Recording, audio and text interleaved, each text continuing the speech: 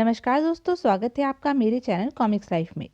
शुरू करते हैं चीनू चित्रकथा की एक मज़ेदार कॉमिक्स, शाही लुटेरा। शाही लुटेरा, लेखक कुमार कश्यप, चित्रांकन जगदीश पंकज।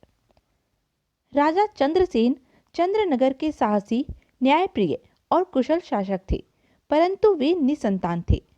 दिनों दिन उम्र बढ़ती जा रही थी, परंतु संतान सुख की आशा न थी। एक ही चिंता थी, उनका राजपाट कौन संभालेगा। रानी फूलमती उससे बार बार एक और विवाह का हठ इसलिए करती थी जिससे उनका कुल चल सके। अंततः रानी ने मंत्रियों से महाराज चंद्रसेन पर जोर डलवाया। राजा विवाह के लिए तैयार हो गए। महाराज युवा अत्यंत सुंदर नई रानी ले आए।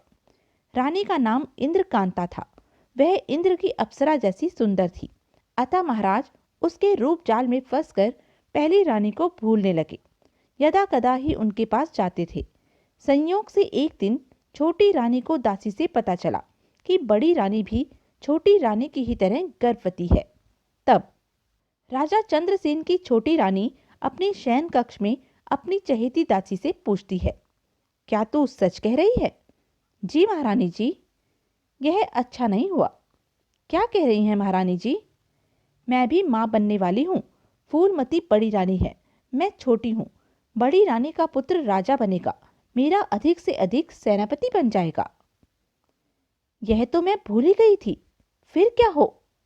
रानी और दासी ने मिलकर महारानी फूलमती के ऊपर लांछन लगाने की गुप्त योजना बनाई और एक दिन छोटी रानी ने महाराज से रूठकर कहा, महाराज, मैं चंद्रनगर में एक पल नहीं रहना चाहती। ऐसा क्या हुआ महारानी? बोलो। आपकी बड़ी रानी फूलमती कलंकनी है। जब आपसे कोई संतान पैदा न हो सकी तो उन्होंने एक दास से संबंध स्थापित कर गर्भ धारण किया। जहां इतना पाप हो वहां मैं कैसे रहूं?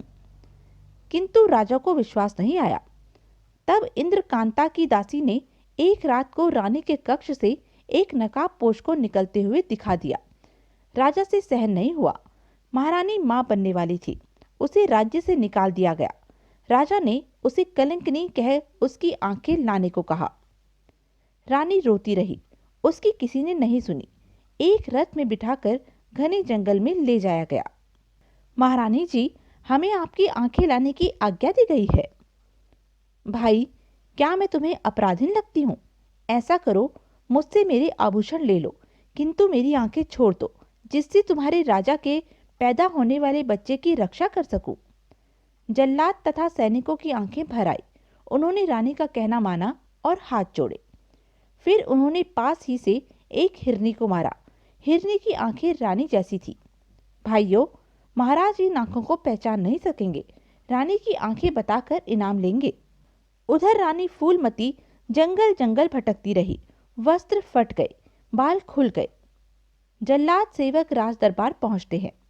महाराज, हम रानी फूलमती की आंखें निकाल लाए हैं, इन्हें देख लें। लो, इनाम लो। हम खुश हुए। ठीक है। रानी फूलमती पुत्र को जन्म देती है। वहां से गुजरते एक काफिले के सरदार ने बच्चे के रोने की आवाज सुनी। देखो भाई, उधर कोई बच्चा रो रहा है शायद।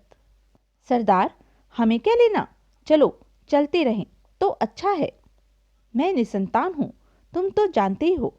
बच्चे के अभाव का दुख मैं जानता हूँ। मेरा कहा मानो, काफिला उधर बढ़ाओ। अच्छा सरदार, जैसी आपकी इच्छा। वाह, देखो उधर उस झाड़ी में माँ बेटे, कितना संयोग है। दोनों माँ बेटों को सावधानी से गाड़ी में बिठाओ। लेकिन सरदार, यह मेरी बेटी और नाती हुए, आखिर मेरी संपत्ति का मालिक कौन होगा? मेरा फैसला अटल है। सरदार, ऐसा लगता है बहन को होश आ रहा है। आप कौन हैं? घबराओ मत बेटी, मुझे अपना पिता समझो, इस नालायक का नाना समझो। परंतु तुम कौन हो बेटी, और इतना दुख कैसे सह रही हो? रानी ने सरदार को सब कुछ बता दिया। मैं एक दुखियारी रानी हूं। उधर रानी इंद्रकांता के यहाँ लड़की का जन्म होता है। खूब खुशियां होती हैं। इधर रानी फूलमती के बेटे का नाम बादल रखा जाता है। वह दिन रात चांद की तरह बढ़ने लगता है। पढ़ना, तलवार चलाना, घुड़सवारी में वह देखते देखते दक्ष हो जाता है। वह राजकुमारों जैसा दिखता है, किंतु उसके साथी जब जब उससे चिढ़ाकर पूछते हैं तो वह निरुत्तर हो जाता है तथा रुआंसा होकर माँ से बार बार प्रश्न करता है कि माँ, मेरे पिता का नाम क्या है, मुझे किसका पुत्र कहते हैं।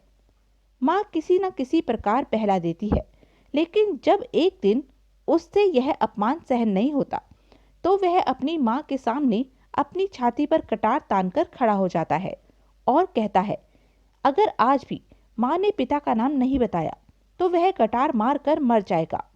तब विवश होकर माँ को सब कुछ बताना पड़ा। तू कहाँ जा रहा है रे बादल? अपने अत्याचारी बाप से बदला लेने। ऐसे बेटे के जीने को धिक्कार है जिसका पापी, घमंडी और माँ का अपमान करने वाला पिता जीवित हो। बेटा, फिर भी वे तेरे पिता हैं, उनके पास फौज और तू अकेला। रानी रोती रही। बादल घोड़े पर सवार दौड़ चला। उसकी पीठ पर बंधा परचम हवा में लहरा रहा था। मेरे साथ माँ, भगवान और सत्यता है। एक सराय के बाहर घोड़ा रुकता है। आओ आओ मुसाफिर, कहाँ से आए हो? मैं इस सराय की भटियारिन हूँ। यह पूछना जरूरी नहीं कि मैं कौन हूँ। यह अशर्फी लो, घोड़े को घास खिलाओ, मैं आराम करूंगा। यह सोने की एक और अशर्फी लो। जाओ, 2 चर्बी के घड़े और एक चकमक पत्थर ले आओ। कुछ देर बाद दोनों मटके घोड़े के दोनों तरफ लटकाए, नाक के नीचे रुमाल बांधे घोड़े पर दौड़ चला। मेरा बदला प्रारंभ होता है राजा चंद्रसेन। और वह राज्य में चर्बी फैलाकर आग लगा देता है। बस्ती धू धू कर जल रही थी। वह रहा आग लगाने वाला, नकाब पोश है, पकड़ो, भाग न पाए। हाँ हाँ, मैंने आग लगाई है, मेरा नाम बादल है, पकड़ सको तो पकड़ कर दिखाओ। और वह भाग निकला। तुम तो क्या, तुम्हारे राजा चंद्रसेन को चुनौती है, पूरे राज्य को मेरा निमंत्रण है।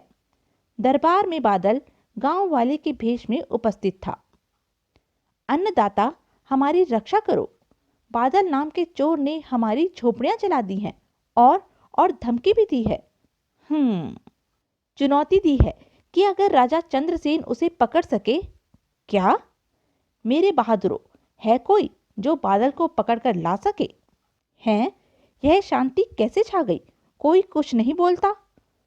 बादल ने हमारा ही नहीं, सारे चंद्रनगर का अपमान किया है। यह सोने के कंगन लो और उस पागल को जिंदा या मुर्दा लाओ। यह बीड़ा उठाओ। जो उसे पकड़ेगा, महाराज उसे आधा राज तथा बेटी श्रृंगार का विवाह उससे करेंगे। वाह रे मेरे अभिमानी पिता! महाराज, जब तक नगर कोतवाल है तो बादल जाएगा कहाँ? मैं पकड़ूंगा उसे। सफेद बालों वाला बूढ़ा राजकुमारी से शादी का सपना देख रहा है। बूढ़ी घोड़ी लाल लगाम, शादीशुदा है। बड़ी देर कर दी, कहाँ चले गए थे परदेसी? तुम मेरी माँ जैसी हो, मेरे लिए एक काशी के पंडित की वेशभूषा ला दो। लो बेटे, और कुछ? बादल भेष बदलकर नगर कोतवाल के घर के आगे जोर जोर से चिल्लाता पहुंचता है। अलख निरंजन, बाबा को दान दो भाई, जय जय काशी, जय प्रयागराज, जय हो जय हो। कौन हो बाबा? आइए, हमारा घर पवित्र करो। काशी प्रयाग के दर्शन करके आए हैं बच्चा, बड़ा ज्ञान है ज्योतिष का। अभी कुछ लाई बाबा? जीती रहो, जीती रहो, हमारा नाम बाबा बादल है। बैठो बाबा बादल। बैठो? नहीं माई, इस घर पर काले भूत का साया है। तभी तो तेरा पति सिर्फ कोतवाल रह गया है। अजी, मुझे डर लग रहा है, वरना तेरा पति मंत्री होता। वह काला भूत आज रात को भी आने वाला है। लेकिन महाराज, आप जो कह रहे हैं सत्य वचन महाराज। बचने का कोई उपाय प्रभु? हाँ है, बताइए महाराज, भूत से छुटकारा दिलाइए। तो सुन माई, सारे मोहल्ले की औरतों को इकट्ठा कर। जी, कर लूंगी। सभी स्त्रियां कच्ची मिट्टी के बर्तन लेकर आनी चाहिए। हांडी, सुराही, घड़े। हाँ, वह भूत सामने के दरवाजे से नहीं, पिछले दरवाजे से रात के अंधेरे में प्रवेश करेगा। वह कुंडी खटखटाएगा, तुम पूछोगी कौन? अरे बाप रे, मुझे डर लग रहा है महाराज। वह कहेगा कोतवाल। डरना नहीं, कुंडी खोलकर सारी स्त्रियां समेत कच्चे बर्तन दे मारना। हाय, मैं मर गई, काला भूत। बस कच्चे मिट्टी की बर्तनों से जब घायल हो जाए बस बाहर फेंक देना, तेरा दुख दूर होगा। अब हम चलेंगे। बादल भटियारिन के पास पहुंचता है। अब मुझे एक नाई का सामान, दाढ़ी मूछ, हजामत वाली पेटी और पक्के रंग ब्रुश ला दो। अभी लाई बेटा। अजीब मुसाफिर है यह लड़का। कुछ देर बाद वह एक तालाब के किनारे पेड़ के नीचे नाई बना सामान सजाए बैठा चिल्ला रहा था। बाल काले करा लो। कोतवाल दूर से आता दिखाई देता है। कोतवाल पास से गुजरा तो राजकुमारी तो कुल 15 साल की है और मेरे सफेद बाल हैं। वह इन्हें देखकर भड़क जाएगी। क्यों ना मैं भी बाल काले करवा लूं। बाल काले करवा लो, बाल काले। क्या तुम सचमुच बाल काले कर सकते हो नाई भाई? आप तो शहर कोतवाल हैं, झूठ बोलने पर फांसी दिलवा सकते हैं। ठीक है ठीक है, अब तू मेरे बाल भी काट और उसे खूबसूरत काला रंग दे। आप बैठिए तो सही जनाब, फिर देखो मेरा कमाल। अरे, क्या मुझे गंजा कर रहे हो? तभी तो नए काले बाल आएंगे, फिक्र न करो। बस दवा लगानी बाकी है, फिर कमाल शुरू होगा। सच है? बादल उसके चेहरे और सिर पर काला रंग पोत देता है, पीले रंग की भौं और तिलक लगा देता है। कोतवाल अब बहुत भयानक लगने लगा था। हुजूर, दवा लग गई, अब कपड़े उतार कर तालाब में घुस जाइए। क्या स्नान भी करना होगा? बस एक डुबकी लगानी होगी, बाल काले शुरू। वाह, मेरे काले बाल, राजकुमारी। अभी लो, अभी लो। डुबकी। कोतवाल लंगोट पहनकर तालाब में घुस जाता है। मार जाऊं डुबकी? मारो मारो। इधर वह डुबकी मारता है, उधर कपड़े लेकर बादल भाग लेता है। घोड़े को भी लेकर ऐड़ लगा देता है। मेरे कपड़े! नाई, ठहरो। ओह, अब घर कैसे जाऊंगा? मैं शहर कोतवाल हूं, लोग नंगा देखकर क्या कहेंगे? रात के अंधेरे में। रात में चुपके चुपके बड़बड़ाता। सामने से नहीं, लोग देखेंगे तो हंसेंगे। पिछले दरवाजे से चलना चाहिए। वहां पहले ही कोतवाल की बीवी मोहल्ले की औरतों के साथ और बर्तन लिए बैठी थी। खोलो। सावधान, हथियार संभालो, आ गया भूत। हम तैयार हैं, हम तैयार हैं। दरवाजा खोलो रानी, खोलो। कौन?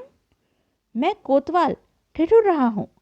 मैं दरवाजा खोल रही हूं, काला भूत ही है, महाराज ने सच कहा था। मारो, बड़ा डरावना, बचे नहीं। बाप रे!